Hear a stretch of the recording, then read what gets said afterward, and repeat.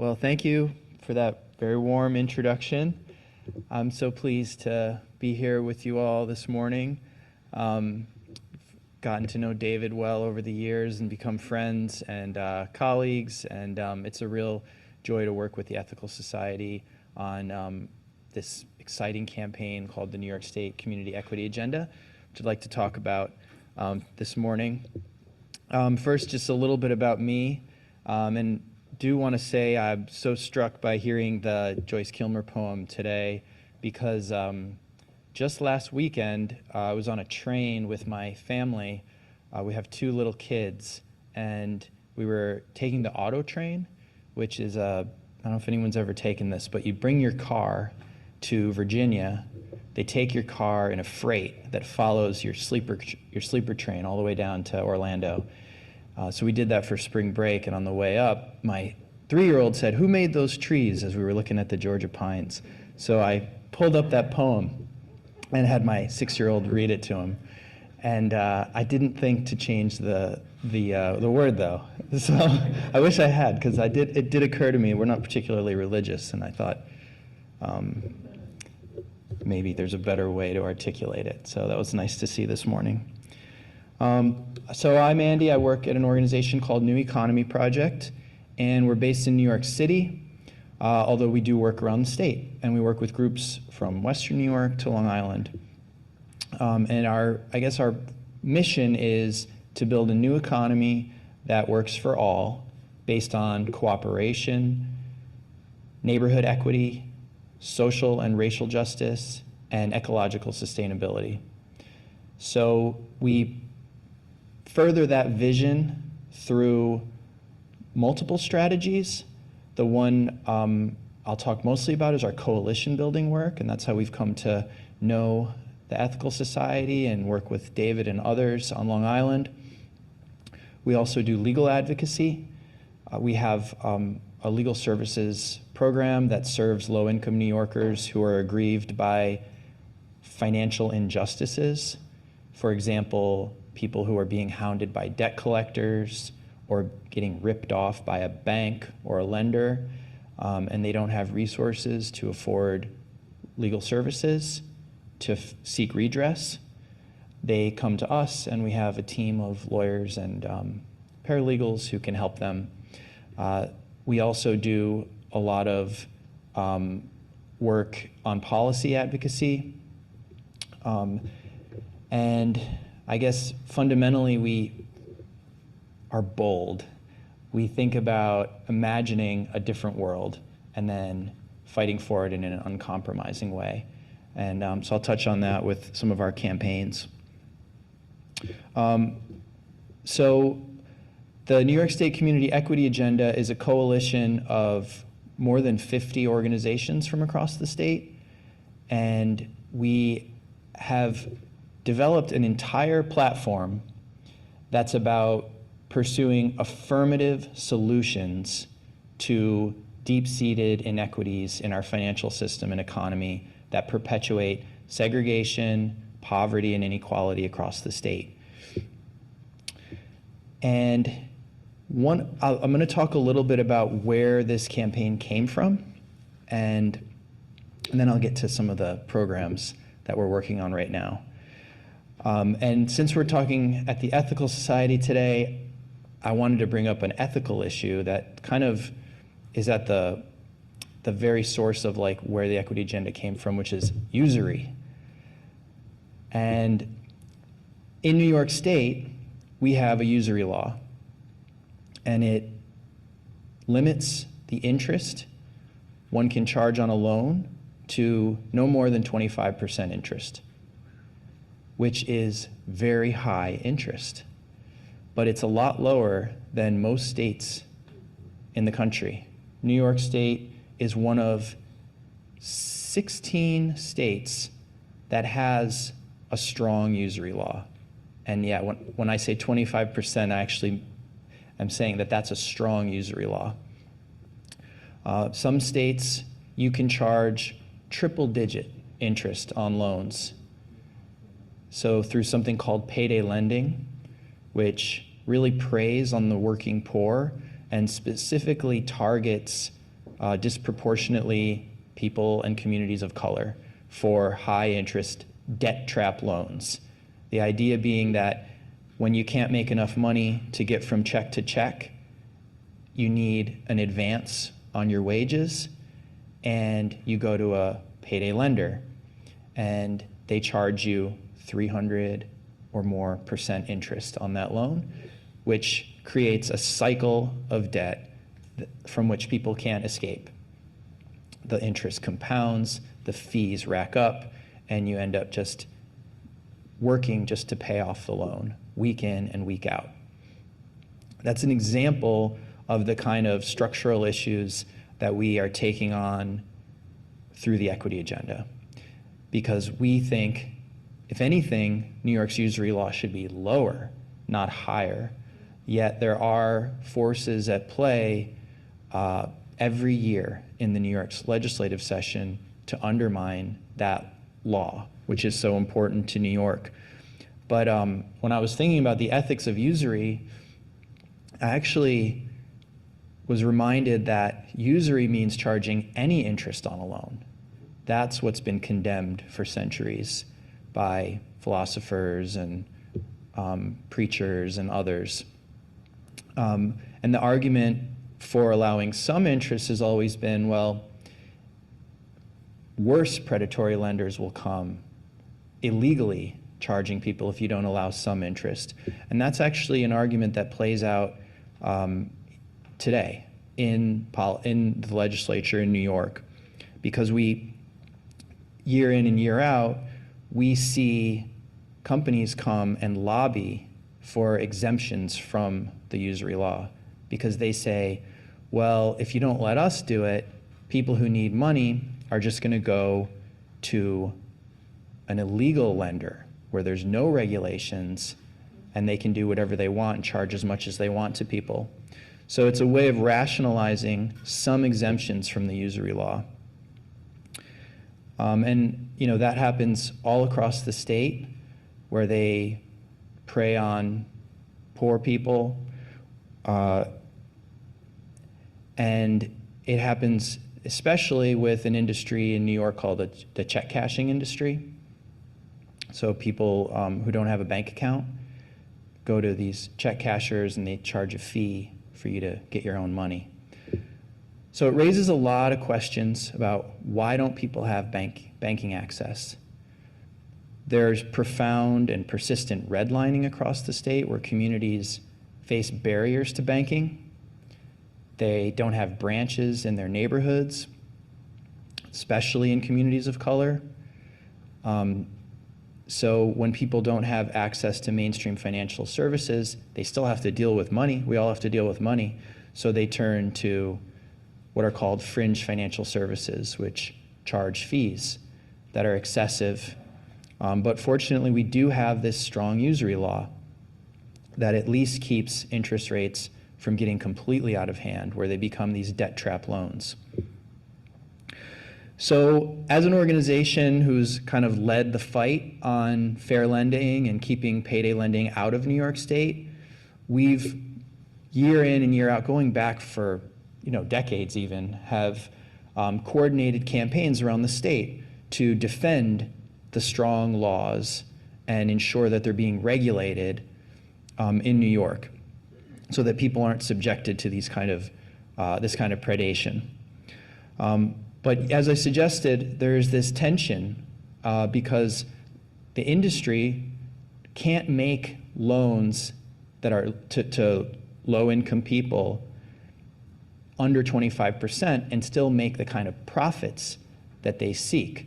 So what do? They turn to the legislature and they lobby for these carve-outs so that they can extract money from people.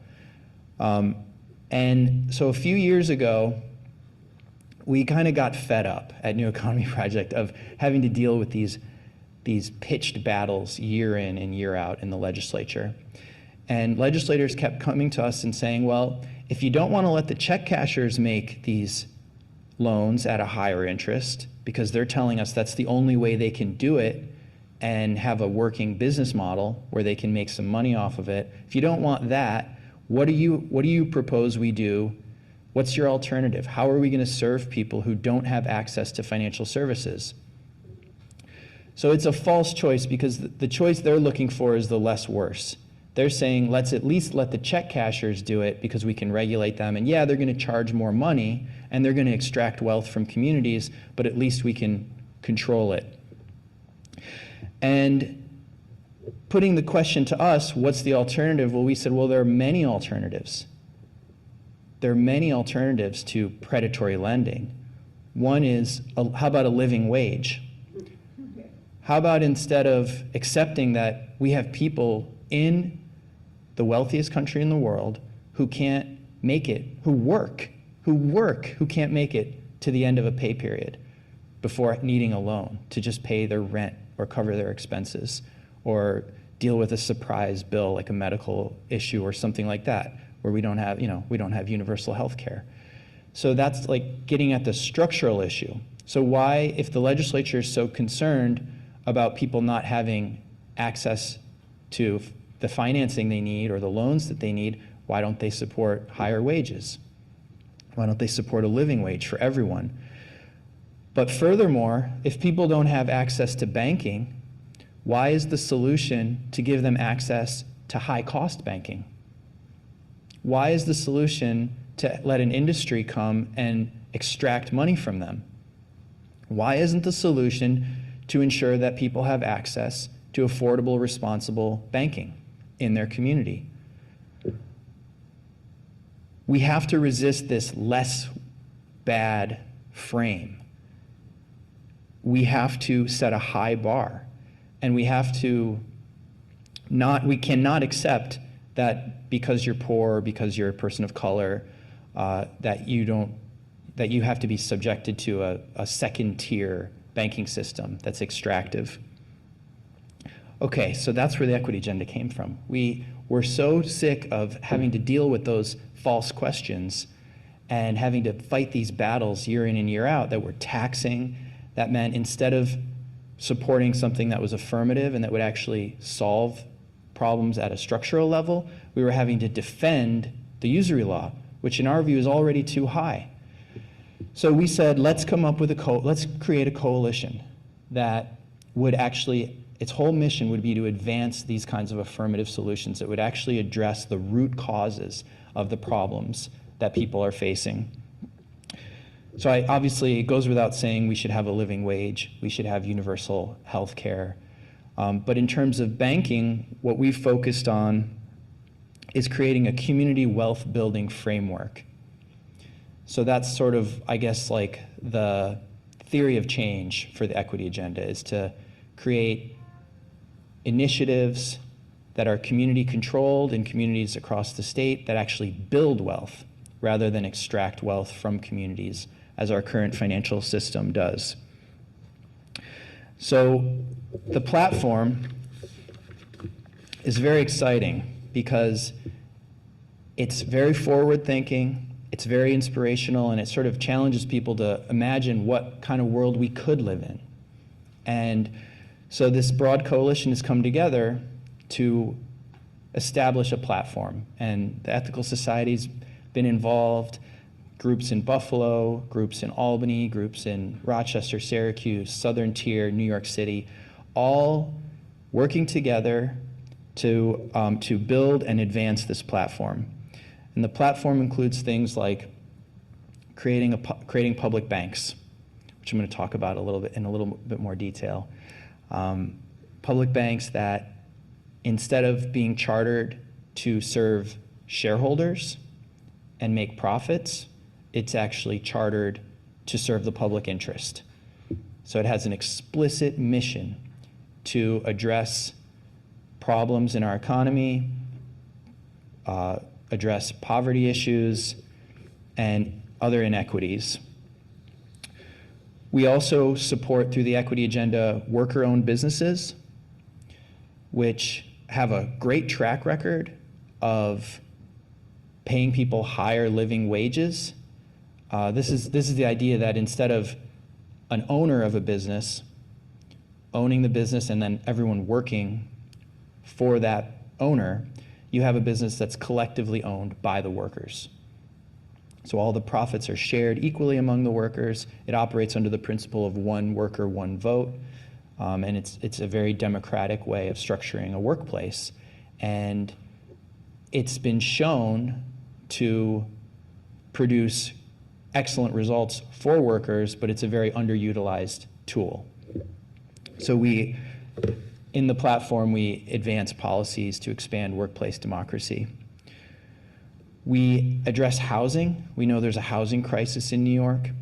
So through the equity agenda, we've advanced policies that would give communities ownership over land and housing through something called a community land trust. So instead of a model of housing that is predicated on speculation and extraction through high rents and exorbitant financing to even be able to purchase a home, we're talking about collective ownership of land so that people can determine the type of development that takes place in their communities. And then, of course, we continue to work through the equity agenda preventing wealth extraction, because you can't build an economy that's rooted in cooperation and wealth building and shared prosperity if you have a system in place that's predicated on wealth extraction. So to give you to kind of drill down a little deeper into like probably what's become our signature issue, I just want to talk more about public banking, and I'm happy to take questions about some of the other platform items. So a public bank is just what its name suggests. As I said, it's a bank that's owned by a local government, and then its mission is to serve the public interest. In cities and counties across the state, we have billions of dollars that cities collect from our taxes, from other sources of revenue. People don't always think about this, but when the government collects the money, it has to go somewhere. So what governments do is they contract with banks. Primarily, it's big banks like Chase and Bank of America and Citibank that win those contracts, and then they get to hold our public money and profit from the public money that we deposit in the banks. So fundamentally, we think that's wrong. We don't think we should be putting money in banks that aren't serving community interests. And when you look at some banks, most recently Signature Bank has been in the news. Signature Bank failed. Signature Bank held a lot of deposits here on Long Island of local governments. It also held a lot of deposits in New York City. And Signature Bank's a good example because they developed a business model. This bank developed a business model very notorious for working with predatory landlords. These are landlords who buy rent-stabilized apartment buildings, multifamily apartment buildings, and the business model is to harass tenants in order to force them out of their buildings so that they can deregulate those apartments because they're not lucrative when they're rent regulated. Now the lender, in this case Signature Bank, underwrote many of those loans for these aggressive landlords. When a lender underwrites a loan, they're supposed to do their due diligence. They're supposed to go through and say, okay, you're renting to 10 families. Let's say it's $1,000 a month, rent stabilized apartments. Based on that, you can tell how much the loan, or excuse me, how much the loan's going to be worth, but also how much the landlord is going to be able to make as a landlord in terms of their own profits. But they weren't evaluating it on that basis. They were evaluating the loan on the basis of not $1,000 a month, but what would the landlord be able to charge at market rate, above and beyond the rent stabilized cap on the rent. So the lender is deliberately making a loan that it knows that the landlord can only pay back if they succeed in deregulating those apartments. So this was happening for years and years, and people were calling it out, and Signature Bank's sort of the poster child for that type of lending. And now all those loans, because of good rent laws that were passed in New York State in 2019, are now, there was an article that called them toxic waste loans, because the loans are bad now, because thanks to good rent regulating laws in Albany in 2019, those loans weren't worth as much. But it goes to the point that we're making through the equity agenda, is that there are so many of these practices by some of these commercial lenders that are based on extracting money from people and perpetuating inequality in our state. It's not to paint with a broad brush and not to say that every commercial lender is bad or every practice they're doing is harmful, but in many cases they are. We see with JP Morgan Chase is the largest financer of fossil fuels on earth. Some of the biggest banks that operate in New York have funded fossil fuel companies to the tune of more than $1 trillion just since the Paris Climate Agreement in 2016. So just in a short while, they're financing and really making possible the kind of climate destruction that we're all seeing every day. And you could go on. These banks are not really serving all communities equitably. There's a lot of communities on Long Island where you can't find a Chase branch, for example, and likewise in New York.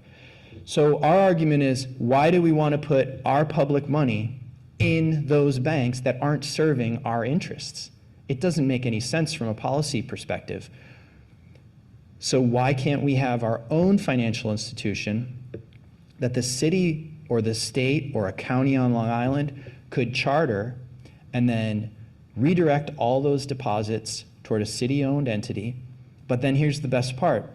You can leverage those funds, and we're talking about billions of dollars, toward loans and investments in communities that are not served by the banks or that need access to capital so that they can start businesses, so that they can create climate solutions in their own communities, so that they can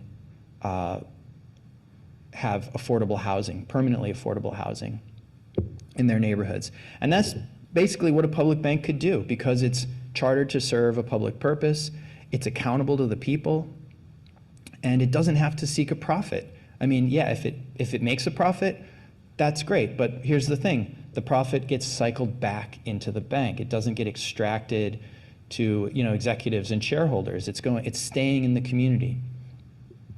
So we think this is exactly the direction New York should be going in, and it addresses a lot of these things I was talking about before, where legislators are saying, well, you don't want high-cost lending. People need access to financing. Well, if a black-owned small business wants to get started, they can't get a loan. We got to give them something. Or if a family faces an emergency, their car breaks down, they don't have enough money to pay for it, we got to have something for them. They need some kind of a lifeline.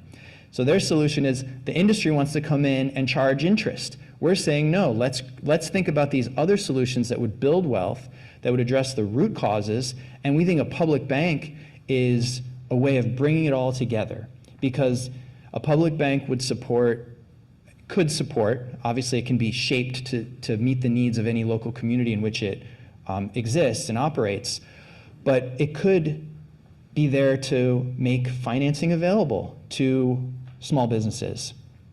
We think it could support nonprofit housing developers that are building housing that's affordable. We think it could be used to support climate solutions like community-owned solar and wind farms and other infrastructure that would help us address the climate crisis. And then here's a key thing. It could also work with local banks and credit unions that are doing good work in the community, but that are small and want to grow and do more loans. So one of the things we tout about public banking is it would partner with community credit unions and small banks, giving them more capital So partnering with them on a loan, so imagine, Nassau County can come in and say to a local bank, you do the underwriting, you're good at that, you know the community, you know what the needs are, you have the relationships with local community members. We can provide some of the capital, go in on this loan with you, and then we can do more work. We can fund more things that advance our public policies locally. So it just makes a lot of sense. It's not as radical as people make it out to be. In the US, there's one example of a public bank, which is in North Dakota, of all places, which is couldn't be any more different from New York. But it's a 100-year-old institution that's been very successful. So it provides a proof of concept that we rely on. But there are also examples around the world of public banks. The US is actually the anomaly. We have a largely private banking system, but around the world they have public options. And we're saying, let's have a public option in New York, and let's use it to address all of these problems. In Long Island, I was reading, in advance of this talk, that 300,000 people on Long Island go to food pantries every year. I couldn't believe that. We have 20% of Long Islanders are structurally poor. It's mind-boggling. New York State is the most unequal state in the country. So this is the kind of thing we think our legislators should be advancing. The equity agenda has really kind of laid the groundwork for all this work, not only putting the platform out there, but then doing the hard work of building a coalition from across the state. We're so proud to work with you and so many others. It's really an exciting thing to be doing. And just to close, we're going to be going up to Albany on May 2nd. And I'm sure David has mentioned this before, but we would love to see you join that convening. We'll be going up to talk to lawmakers about why this solution makes sense. The law we're pushing for is called the New York Public Banking Act, and all it does is it just creates a framework so that local governments can apply. Because right now, as you can imagine, the law is structured to accommodate private banking. It doesn't really work. It's like putting a square peg in a round hole if you want to try to create a public bank under the existing framework. So all we're saying is, let's create a framework that works for this concept of a public bank. And if a local government wants to pursue it, they can do so. You won't be surprised to know that this proposal faces major opposition from the banking lobby, because they, of course, see it as a threat. They have a nice monopoly going. Really, only the biggest banks can really handle the kind of deposits we're talking about, because we're talking about in the billions of dollars. So it's really the biggest banks that benefit and stand to lose from a public option, because cities might say, hey, we can get a better deal with our own public bank than we're getting from Chase or Bank of America. So there's major opposition to the law, to the proposal rather, by the banking lobby. And then there's just this sense of like, it's a novelty for people. They don't know enough about it. So we have to do a lot of education. And that's where, having people come up and speak with their legislators as constituents and say, hey, I really like this idea. I'd love to see a bank that meets the needs in my community in these ways. And you bring your background and your experience to bear in those conversations with legislators, and it's very effective. That's what is going to put this over the edge. So it's a lot of fun. You get to spend the day with other equity agenda members around the state, and it's a great group. So this is my pitch. I hope as many of you as can on May 2nd will join us. For those who might need it, there are some travel stipends we're providing as well. What's that? You can come with us. Oh yeah, and there might be some carpooling involved as well. We do training, so you'll learn exactly how to do it. If you have never lobbied before, there'll be some training so you know what to say, how to do it, how to control the conversation with the legislator, and I'm trying to think. And then there'll be some lunch as well for the day while you're up with us. So if you want to come fight and make public banking a reality in New York, join us on May 2nd. And I'd be happy to take any questions, and it's a pleasure speaking with you this morning.